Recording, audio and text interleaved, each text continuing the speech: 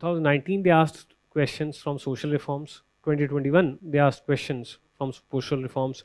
Now it is 2025.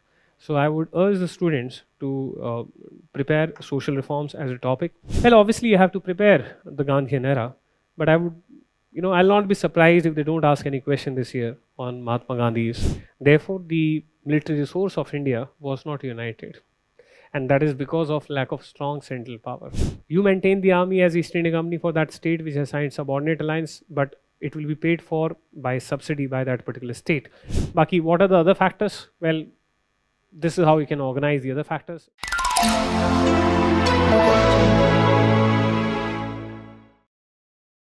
Hello everyone, and well, this is a video which we wanted to have before your mains, and specifically it is about how to approach the world history, modern Indian history, and post-independence India in these last very few days.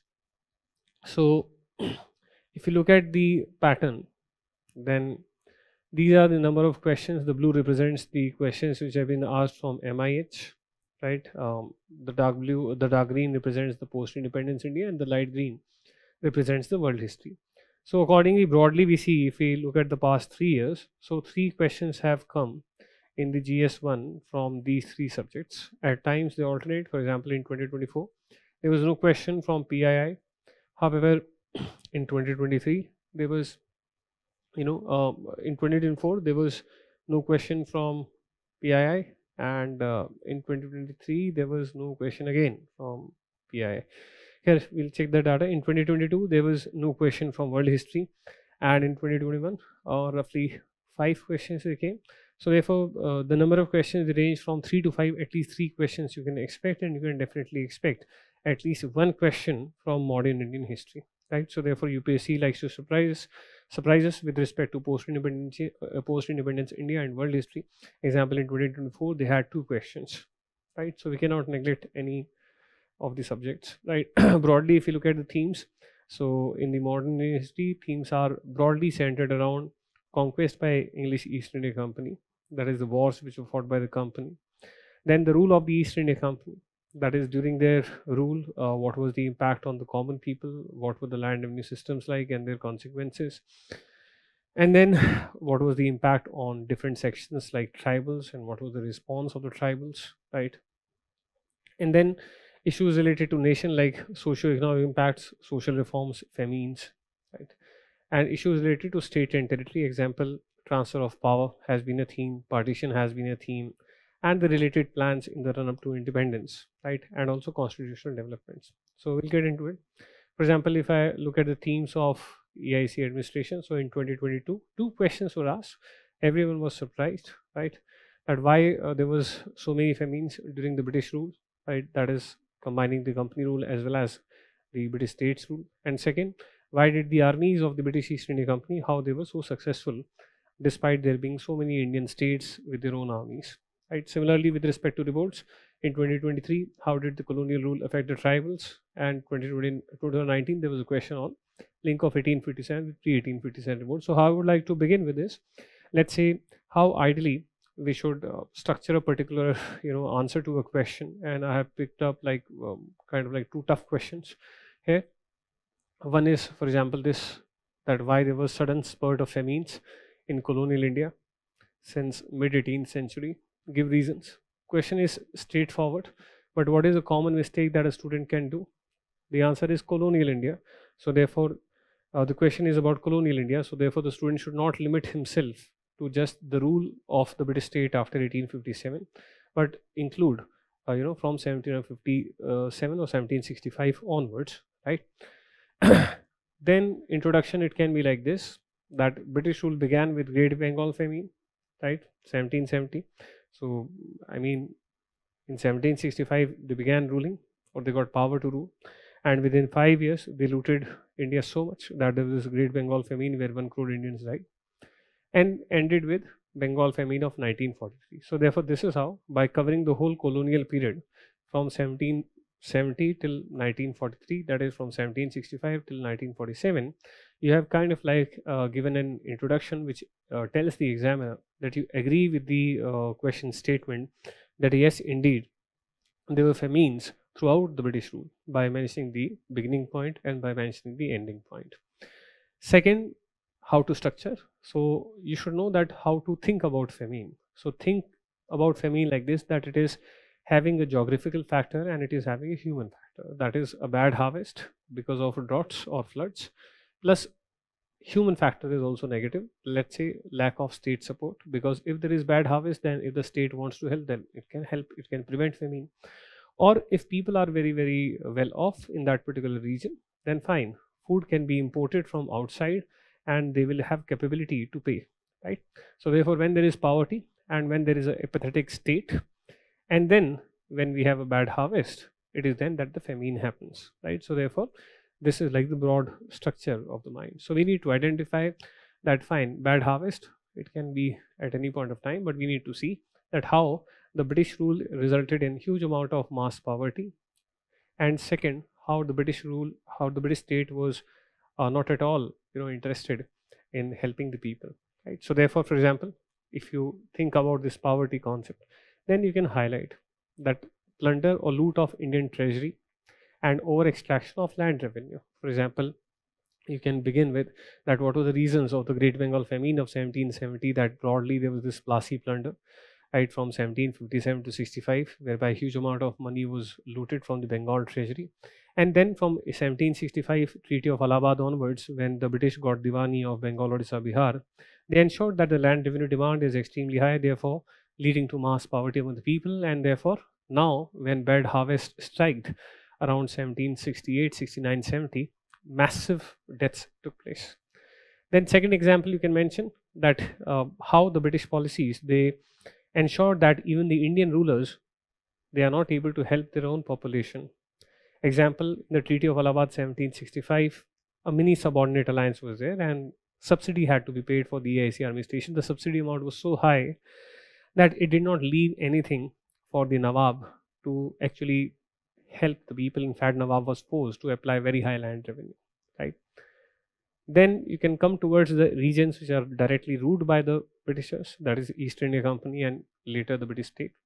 And there the common man is put under mass poverty because of the land revenue systems. So here you go on and mention the negative consequences of the farming system of 1772 that was applied in Bengal, the permanent settlement of 1793, which was applied in Bengal, Odisha, Bihar, North Madras, Banaras, the Mehalwari settlement, which was applied in central India, United Provinces, and Punjab, and lastly Ryotwari, which was applied in Sindh, Coorg, Assam, Madras, Bombay.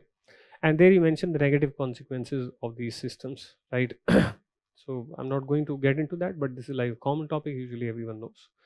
Then we have this policy of indirect rule, that is many of the cases where subordinate alliance was signed, the legal promise was that British will not interfere in the internal rule, right? However, in many of the cases, the British resident still implemented his indirect rule, leaving the Indian ruler with no power to actually, do something to help the people. Then broad industrial, focus you can have, that since Charter Act of 1813, the Indian economy was open to British machine manufactured products, and as a result, the whole artisan class of India is pushed into poverty. Industrialization of India is not done, so therefore that artisan does not have any other option but to fall back upon agriculture sector, which gets overburdened and lead to disguised employment also. Then another element can be that famine is basically related to food security, and British, once their industrial revolution happens, they wanted to convert India into a source of raw material and export market. Now it is the cash crops which provide important raw materials for the industry, like raw cotton, raw jute, right, indigo. So therefore there was over focus on cash crops and neglect of food crops, right? So the state gave more incentives for cultivation of cash crops. As a result, the food basket of India is very very shallow. Then you have the state not investing in irrigation and productivity of the land. Example, canals were not built all across India. They were built only in Ryotwari areas and Melwari areas, and the reason was that in permanent settlement areas of Bengal, Odisha, Bihar, North Madras, Banaras, which is a vast area, the land revenue is permanently assessed. That means by construction of canals, the cultivators, they will benefit, but the government will not get even a single rupee extra in land revenue. And as a result, the government followed this lopsided policy, which resulted in regional imbalances with respect to irrigation. Then, in general, you can mention that taxes they continued to be high because of high war expenditure. For example, wasteful wars were fought in the form of Second Anglo-Afghan War, which is also known as Lytton's Afghan Adventure. Adventure is something which is unnecessary. Then Imperial Darbar of 1877, when a great Madras famine has killed 1.6 crore people in 1876, then the government is totally apathetic and they do this mass expenditure in the Imperial Darbar or the Delhi Darbar. And as a result, you can conclude that, see, Indian life, they did not matter, right? So, example, broadly in famines throughout 1860s and 70s, there were famines in different parts. And what were the British policies? Rather than helping people, Imperial Darbar I have already mentioned, Lytton's avoidable Afghan adventure I mentioned, and application of new taxes like income tax was introduced in 1868. Then during the World Wars, the needs of Europe were prioritized. Example, the Bengal famine of 1943, it resulted in 50 lakh deaths because the food was exported from Bengal to Europe. And therefore, this is how you can mention these things. And in general, you can mention that, the famine codes, etc., they also, their priority was to minimize the expenditure by the state if any famine has taken place. And as a result, you are establishing that how during the British rule and why during the British rule there were famines in different parts of India. So therefore, a clear identification of the demand of the question, a clear structuring in the form of this. What was the key to all of this? The key to all of this was this very simple formula that famine is either because of lack of state support or because of people not being Atmanirbhar. And if you're able to decode this formula, then you can arrange whatever you have studied in this particular manner. So this is just one of the manner. There can be another ways also. Right. Another example which I've chosen is also a tough one, right? And the question is that why did the armies of the British East India Company, mostly comprising of Indian soldiers, win consistently against the more numerous and better equipped armies of the Indian rulers? Give reason. So question is very, very simple, right? So basically the key theme here, how can a student think, is can begin with the introduction that yes, indeed, because they were not one army of India, but because there were multiple armies of India, therefore the military resource of India was not united. And that is because of lack of strong central power, right? Example, when there was a strong central power in the form of Mughal state, East India Company in Bengal tried to threaten the Mughals and they were badly defeated, right? Then second reason is that East India Company is a company. So how a company is able to have such a big army, because company is formed for trade, right? That it is able to defeat the Indian states to begin with. So the primary reason for that was crucial important support of the Royal British military to the company. Example, during the Battle of Plassey 1757, Royal military was supporting the English East India Company. In the 1857 revolt, when the company rule could have ended, in October 1857, Royal military came to India. And therefore, this is how you can mention these two important events. Then question is asking you that why, despite multiple armies, Indian armies, why Indian powers were not successful. That means somewhere they are not united. One reason we have mentioned that there was no one central power. Second reason can be that divide and rule strategy and diplomacy of the British, right? Example, military alliances with the Indian states, right? तो ये सब mention आप कर सकते हो कैसे? जैसे company में, these are some numerous examples which are there. Example, the company intervened in the succession disputes, right, and factionalism. Example, why company is able to win Battle of Plassey? Because there is division, in the Bengal code, and you have Mir Jafar and Jagat Seth who are plotting against Sirajuddaulah. So therefore, it is either the pre-existence of divisions and use of those divisions as opportunity by the British, or the Britishers, they manufacture the divisions and therefore ensure that the multiple Indian armies or individual states also, they are not able to act in a united manner. Second example is there in front of you. You don't have to mention all of the examples, but you can pick up from here. Example, the first Anglo-Maratha war began because Raghunath Rao wanted to regain Peshwaship, and he signed the Treaty of Surat 1775 that resulted in the first Anglo-Maratha war. Second Anglo-Maratha war also began because to regain Peshwaship, Bajirao too, he went on to sign subordinate alliance, right? So therefore, the military of the great Swarajya is now replaced by the EIC army.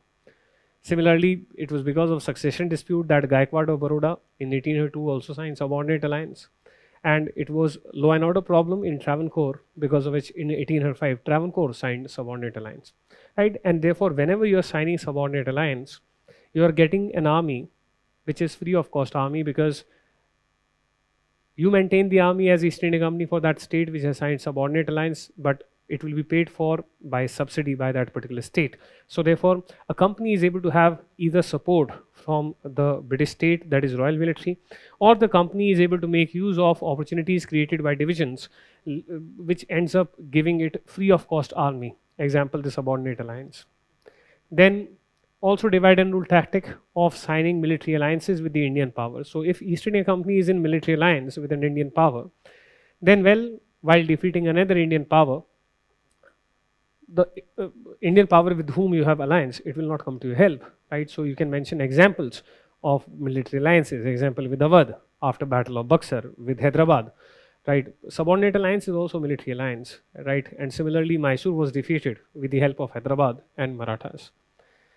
Then in general, next question comes कि भाई एक और thought process ये हो सकता है that the company will be able to defeat a number of armies, Indian armies, only when it has sufficient amount of money to have its own large army in that sense. So therefore you can mention that it got money free of cost in the form of Lasi plunder, and then once it started annexing the territories, then whatever taxes the people are paying, from that they are able to have what you call as additional money for generating a large army, right? Then in general, miscellaneous points like sepoys, they were paid more and they were paid regularly, therefore leading to better morale of the soldiers.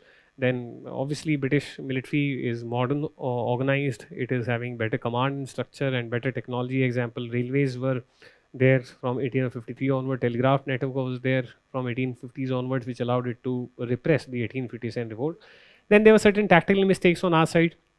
Example, the Battle of Buxar was lost because Awadh followed aggressive strategy rather than following a defensive strategy of cutting off supplies to a fort in which the British army was present.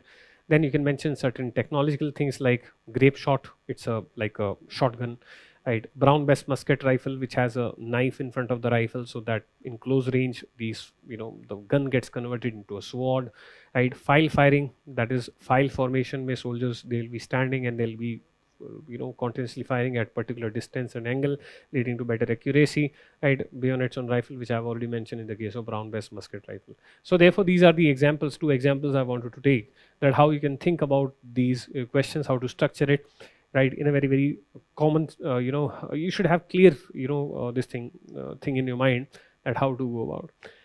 Then fine, apart from this, with respect to predictability, so social reforms are obviously very, very important if you look at the previous year questions. Now 2019 they asked questions from social reforms, 2021 they asked questions from social reforms, now it is 2025.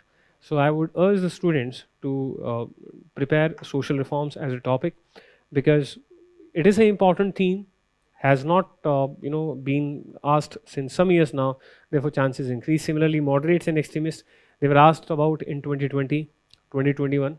And see, this is how UPSC is. If you'll analyze only the past couple of years or 3 years, you will feel in 2022 you would have felt that moderates and extremists are extremely important, and therefore you would have given more importance to them. But what UPSC asked in 2022, wars by the company, famines during the British rule, right? So therefore it's not as simple that whatever was asked in the last 2-3 years, so therefore tendency in fact is less, and therefore these areas जो कि काफ़ी सारे time पहले आए थे, उनके ऊपर ज़्यादा आप इम्पोर्टेंस दें, ठीक है ना? I feel that next question can be due from moderates and extremists and social reforms, right?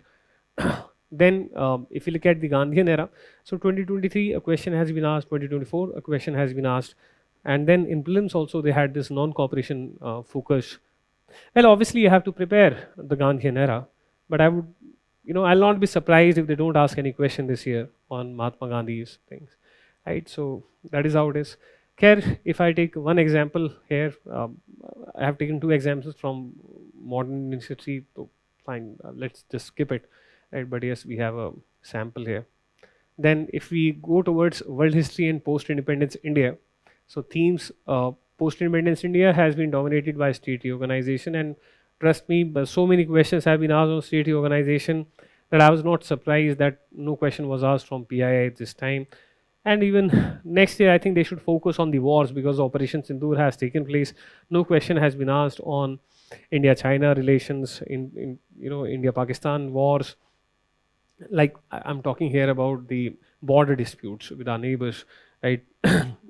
Especially which got generated because of 1962 war. Then we have this war history with Pakistan. I think students should focus more on these things. And internal security wise, Khalistan issue becomes important, although that's internal security and not post independence India. But still, right, Khalistan issue is important, right, because of CA and NRC, the Assam nationalist movement. That is the second thing I would say. I'm a fan of TV series. So recently, The Hunt came, right, on assassination of Rajiv Gandhi. So therefore, the issue of Sri Lankan Tamils and the issues related to IPKF, maybe they can put it somewhere in PI. Still, overall, in PI, I would focus upon the wars. Second, I would focus upon the treaties which were signed after the wars. Third, I would focus on the Khalistan issue, Assam nationalist movement. And fourth, maybe I'll focus upon the Rajiv Gandhi era, especially with focus on Sri Lanka, Indian peacekeeping force, etc. With respect to world history, major themes which have been dominating are industrial revolution and its consequences, the world wars, and the interwar years from 1919 till 1939. Right. If I look at the PYQs, so well, in 2022 they asked on state reorganization. In 2024 they asked 2 questions on world history, and again in 2023 1 question from world history. So post independence India is kind of like on back burner. इस साल पूछ सकते हैं, but मुझे नहीं लगता कि state organisation से पूछेंगे. पूछने को कुछ भी पूछ सकते हैं, हमारा कोई लिंक नहीं है with UPSC, but I am just trying to gauge that I want to tell the student कि किन एरियाज पे फोकस करें with respect to revision, right. So if I look at world history, which has certainly gained importance, right? So in 2024, it was how far was the industrial revolution in England responsible for decline of handicrafts and cottage industries in India? So it is amalgamation of modern history and world history. 2024, how far is it correct to say that WW1 was fought essentially for preservation of balance of power? That is, and both are 250 words answer, right? So nice. So I here take one example. How far is it correct to say that First World War was fought essentially for preservation of balance of power? Now, how to study? See, very important topic is why World War One happened, why World War Two happened, right? In the past, UPSC has focused upon the major theme that the primary reason for World War One was Germany, right? And similarly for World War Two, right? But when you study the topic of World War One, we discuss that there were multiple reasons for World War One and World War Two. It was not solely Germany which was responsible for the war, right? And maybe how to think about it, right? Like, for example, Russia-Ukraine war is going on. The Western world simply blames Russia for the war. But there is an alternate perspective which the government of India has taken, that it is not just Russia which is responsible for this war. There are some other reasons also.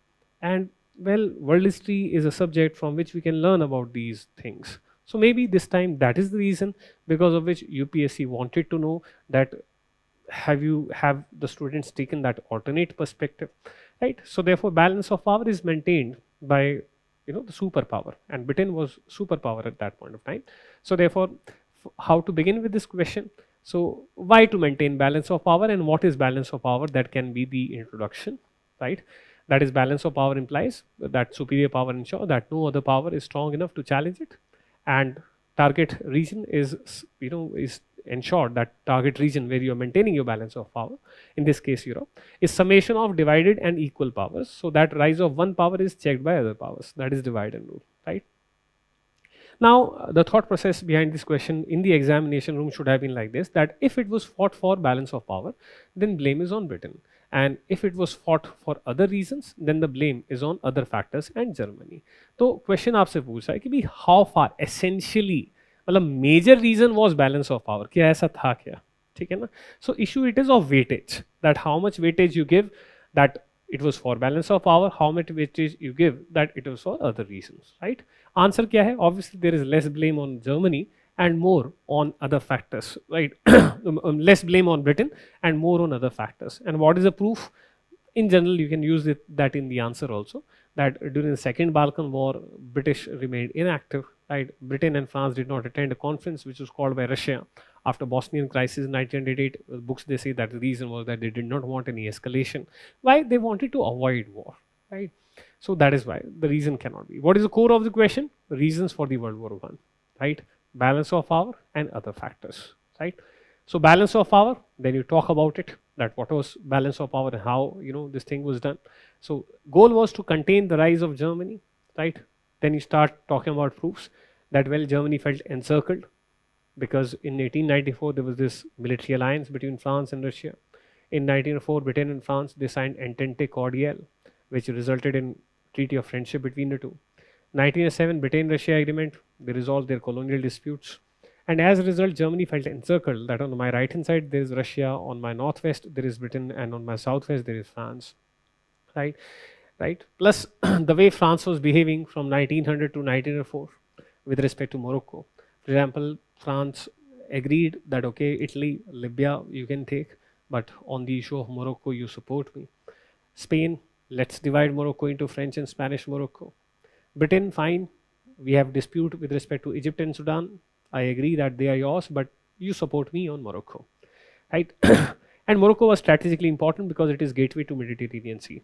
And if Germany wants to do international trade via the Mediterranean Sea and the Suez Canal, right, then it has to be via Morocco, right? Then there was this Moroccan crisis, right, which if you know about, then fine, obviously it's a very important crisis. Agadir crisis, whereby in the Agadir, the Germans, they sent their military. And in all of these, both of these cases, diplomacy was tried, but diplomacy failed. And therefore, Germany developed a belief that they will never allow me to, they have encircled me, they have ganged up against me, and they will never allow diplomacy to yield results in favor of Germany. And therefore, it is only through war that I'll be able to be victorious. Well, that is like the thought process.